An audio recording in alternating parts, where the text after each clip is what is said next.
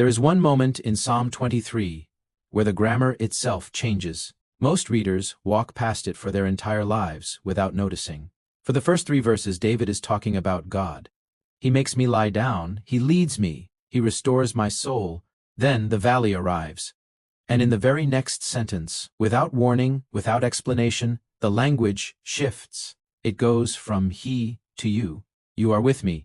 Your rod and your staff, they comfort me. David has stopped describing God to someone else. He is now speaking directly to God. In the darkest verse of the entire psalm, the relationship becomes a conversation. And here is the question almost no one asks. Why does the grammar change at exactly that point? What is it about the valley that turns a description into a prayer? Once you see what David is doing in the Hebrew, the entire psalm reorganizes itself around a single secret. A secret that is invisible in English, but unmistakable once you know where to look. This is Psalm 23, the way David actually wrote it. Before we open the psalm, you have to understand who is writing it. David did not compose Psalm 23 in a quiet study with a candle. The man behind these 6 verses had 3 lives stacked inside one biography. He was a shepherd first, the youngest son of Jesse, sent out to the hills outside Bethlehem to watch his father's flock, alone, often for weeks. He fought a lion and a bear with his hands. That is not poetry. That is his actual resume before he was anointed king. Then he became a fugitive. After he killed Goliath and the jealousy of King Saul turned violent, David spent years running. He hid in caves. He ate what he could find. He pretended to be insane in front of a foreign king to avoid execution. Then he became a king. He ruled Israel at the height of its power, defeated enemies on every border, watched his own son try to overthrow him, lost a child to grief, and buried friends. So when the man who wrote this psalm picks up his pen and writes, "The Lord is my shepherd," he is not borrowing a soft image from a children's book. He is reaching back into the most formative season of his life and saying, "The God who runs the universe does for me what I used to do for those sheep. He feeds, he leads, he fights off what is trying to kill me, and he does not leave when the terrain gets dangerous." That is the foundation. Now, watch what he builds on it. In the ancient Near East, calling someone a shepherd was not a quaint compliment. It was a political title. Pharaohs of Egypt held the shepherd's crook as a symbol of royal authority. Kings of Babylon and Mesopotamia called themselves shepherds of their people. The Babylonian king Hammurabi gave himself the title, the shepherd who brings well-being. So when David opens this psalm by saying, "The Lord is my shepherd," the claim is enormous. He is saying, the God of Israel does not delegate my care. He handles it himself, and he does it better than every king who ever claimed the title. Then comes the line everyone thinks they understand. I shall not want. The Hebrew underneath that English is lo exar. And exar does not mean I will not desire things. It means I will not lack. I will not be deficient. I will not come up short. David, who had known real hunger, real danger, real loss, writes a sentence that covers all of it. Whatever I actually need, the shepherd provides. It is not a guarantee of ease. It is a guarantee against deficiency, and that distinction is everything. What happens next in the psalm is provision so specific that it mirrors what actual shepherds did in the Judean wilderness. He makes me lie down in green pastures. Sheep, in real life, do not lie down easily. If they are hungry, they keep grazing. If they are afraid, they stay on their feet. If there is conflict in the flock, they remain tense. A shepherd who can get his sheep to lie down has resolved every one of those conditions. Fed, safe, at peace. He leads me beside still waters. The Hebrew is me menusho, literally waters of rest. Sheep are afraid of rushing water. A good shepherd either finds calm pools or he creates them by damming a stream until the water settles. God does not just provide, he provides in a way that fits the nature of the one being cared for. But it is the next line that hides the verse most readers walk past for their entire lives. He restores my soul. In Hebrew, nafshi yeshavev. Beautiful in English, but the Hebrew is doing something the English cannot quite carry. The verb translated restores is yeshovev, an intensified form of the Hebrew root shuv, and shuv is one of the most important words in the entire Old Testament. It does not mean to refresh. It means to turn back, to return. It is the primary Hebrew word for repentance. The word teshuvah The standard Jewish word for repentance to this day comes from this exact root. So he restores my soul, read more accurately, is closer to he causes me to return. Or even, he brings me back. The image is not a tired sheep getting a drink of water. It is a lost sheep being carried home. David, a man who knew exactly what it meant to wander far from where he was supposed to be, writes that into the 3rd verse of his most personal psalm. The shepherd does not just feed, the shepherd retrieves. Now we arrive at the verse that splits the psalm in two. Even though I walk through the valley of the shadow of death, I will fear no evil, for you are with me. Read that again, slowly, and listen for the shift. For 3 verses, David has been speaking about God in the 3rd person. He makes me, he leads me, he restores me. Then the valley arrives, and the language changes. You are with me, your rod and your staff, they comfort me. David is no longer talking about the shepherd to someone else. He is now talking to the shepherd directly. In English, this looks like a poetic flourish. In Hebrew, it is a structural earthquake. Hebrew poets did not write the way we do. They constructed their poems with deliberate symmetry. The center of a Hebrew poem carries the main point. The architecture of the lines is part of the meaning, and depending on how you count Hebrew particles, Psalm 23 contains roughly 55 words. At, or extremely near, the exact center of this psalm sit 3 Hebrew words. Ki, attah, immadi.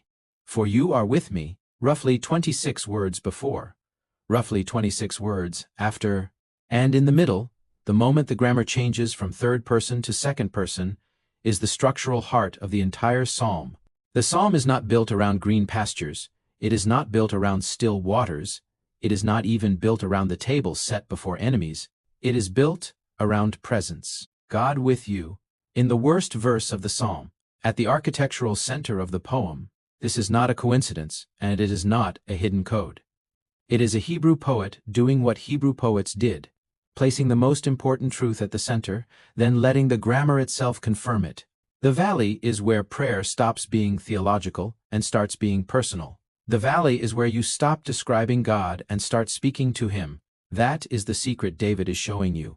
Not in the words, in the grammar. Look at the language of the valley itself. The Hebrew phrase translated shadow of death is salmaveth, a compound word. Sel, meaning shadow. Maveth, meaning death. Some scholars argue the word should be read more simply as deep darkness. Others maintain that the connection to death is intentional. Both readings point to the same experience. A place so dark that you cannot see what is ahead of you. David knew this landscape literally. The Judean wilderness between Bethlehem and the Dead Sea is full of narrow gorges, steep-walled ravines where sunlight barely reaches the floor. Predators waited at the top. A wrong step could break an animal's leg. But here is the part shepherds in the ancient world understood, and most modern readers miss. Shepherds did not avoid these valleys. They walked through them, because the only way to the next pasture was on the other side. The valley is not a wrong turn. It is not evidence that the shepherd lost the trail. In the geography of ancient shepherding, some valleys were the only route between one good pasture and the next. The darkness was part of the journey. And notice the verb David uses. He does not say, even though I live in the valley. He says, even though I walk through the valley. The valley has an entrance and an exit. The shepherd knows where both are. And in the ancient Near East, unlike modern Western shepherding, the shepherd did not drive the flock from behind. He walked in front. He entered the valley first. By the time the sheep stepped into the gorge, the shepherd had already been through it. That is the shepherd David is describing, not somewhere above the valley, waving you through, inside it, ahead of you. Already past the part you are most afraid of. David then names 2 specific objects in the shepherd's hand. Your rod and your staff, they comfort me. The rod, shevet in Hebrew, was a short, heavy club. Shepherds carried it as a weapon. When a predator came, the rod was the first line of defense. David himself had used something like it against the lion and the bear in his shepherd days. In the valley, the rod says, whatever comes at you, I will fight it. The staff, mishenah in Hebrew, was long, with a curved hook at the end. Shepherds used it to guide sheep along narrow paths and to pull them back gently when they wandered toward a ledge. In the valley, the staff says, I will not let you lose your way. Strength and tenderness. Protection and guidance. both held in the same hands. That is what the valley feels like when the shepherd is with you, not the absence of danger, but the certainty that what you face, he faces first. Then, at verse 5, something unexpected happens. The metaphor changes entirely. You prepare a table before me in the presence of my enemies. You anoint my head with oil. My cup overflows. David is no longer a sheep in a field. He is now a guest at a table. The imagery shifts from shepherd and flock to host and honored guest. In the ancient world, hospitality was not casual. It was covenantal. To prepare a table for someone was an act of protection, honor, and binding commitment. A host who set a table for you was saying, "You are under my care. Anyone who threatens you threatens me." And notice where this table is set, not in a safe room, with the doors locked.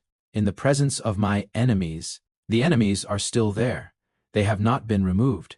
They are watching, and God does not wait until they leave to begin serving the meal. He sets the table while they look on. Read that again, because this is the detail most people miss. We assume God's provision requires the removal of the problem first. Fix the situation, then I can rest. Eliminate the threat, then I can eat. But David describes a God who provides abundance in the middle of unresolved danger. The enemies are present. The cup still overflows. The anointing oil, fragrant, expensive, is poured on the head of the guest as a sign of welcome and value. You are not a stranger here. You are honored. You belong. It is extravagance. More than enough. Provision that exceeds the container built to hold it. Then comes the final verse. And the word that almost every English Bible flattens, "Surely goodness and mercy shall follow me all the days of my life." The word follow in English sounds gentle, polite. A quiet trail behind you. The Hebrew underneath is Radaph. And Radaph does not mean follow. Radaph means to pursue, to chase, to hunt down. In the Old Testament, Radaph appears more than 140 times. Almost always, almost without exception, it describes hostile action. Pharaoh radaphed the Israelites through the Red Sea. Saul radaphed David through the wilderness. Enemies radaphed armies on the battlefield. It is a verb of relentless, aggressive pursuit. And David uses it here, for goodness and for hesed, the covenant love of God. Goodness and covenant love shall pursue me all the days of my life. They are not trailing behind at a polite distance. They are chasing you down. Now read the irony of who is writing this. David spent years being hunted. He slept in caves because men with swords were searching for him. He knew exactly what it felt like to be the one being pursued. And at the end of his most intimate psalm, he flips the image completely. The thing pursuing me now is not a threat. It is the loyal love of God. And it does not stop running. Biblical scholars have noted something extraordinary.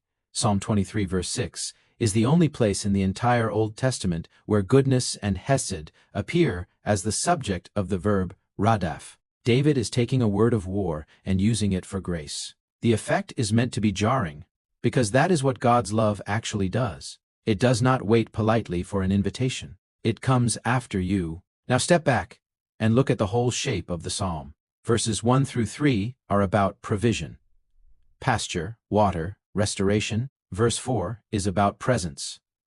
You are with me. Verses 5 and 6 are about permanence, the table, the anointing, the home, provision, presence, permanence. Each section brings God closer. By the end, you are no longer a sheep being fed in a field. You are a guest being honored at a table. You are a resident being brought home to a house. The psalm moves from what God gives, to who God is, to where God takes you. And that movement is built on the grammar shift in verse 4. Once David starts speaking to God instead of about him, the relationship deepens until it can no longer be contained in a field. It needs a table, and then it needs a house. That is the architecture of Psalm 23. Provision, presence, permanence, all of it pivoting around three Hebrew words at the center. Attah, immadi. For you are with me. There is a reason this psalm sits exactly where it does in the book of Psalms. Psalm 22 begins with the words Jesus spoke from the cross. My God, why have you forsaken me? It describes pierced hands and scattered bones, written 1,000 years before the crucifixion. Psalm 22 is the Psalm of the cross. Psalm 24 opens with, the earth is the Lord's and everything in it, and builds to a triumphant demand. Lift up your heads, O gates, that the King of glory may come in. Psalm 24 is the psalm of the crown, and between them sits Psalm 23. The crook, the shepherd's staff, the present tense, Psalm 22. He suffered, Psalm 24. He will reign, Psalm 23. He is with me. The cross is past, the crown is future. And between them, walking every valley between then and the end, there is a shepherd. In John 10, Jesus picked up this exact image and made it his own. I am the good shepherd. The good shepherd lays down his life for the sheep. He was not borrowing a poetic metaphor. He was claiming the role David had been writing about for 1,000 years. The shepherd who walks ahead, who fights what is coming, who pursues what has been lost. If you are in a valley right now, Psalm 23 does not ask you to pretend the darkness is not real. It asks you to notice who is in the darkness with you. And the grammar of the psalm itself makes the point. Stops describing God and starts speaking to him. You can do the same. When your prayers start to feel like theological statements, God is good, God is sovereign, try shifting to direct address. You are with me. That shift, from describing God to speaking to him, is exactly what the psalm models, because the valley is where prayer gets personal. And the same shepherd who walked ahead of David through the gorges of the Judean wilderness is the shepherd walking ahead of you now. He has already been through the part you are most afraid of. And goodness and covenant love are not trailing behind you at a safe distance. They are running, they are pursuing, they are not going to stop.